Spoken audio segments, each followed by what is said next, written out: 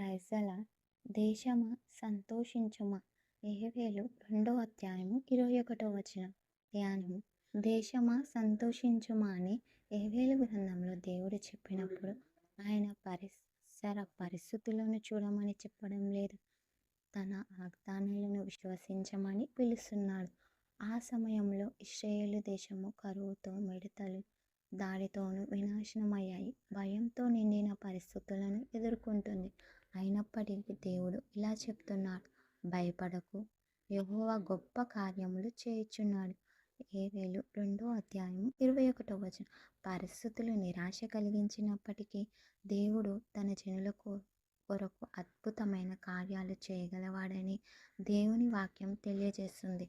కష్టకాలం అనంతరం వర్షమును, పంటను, సమృద్ధిని మరియు పునరుద్ధరణను ఆయన వాగ్దానం చేశాడు. కాబట్టి భయము కాక విశ్వాసం ఉంచండి. కష్టాలు తాత్కాలికము, దేవుని కృప శాశ్వతం.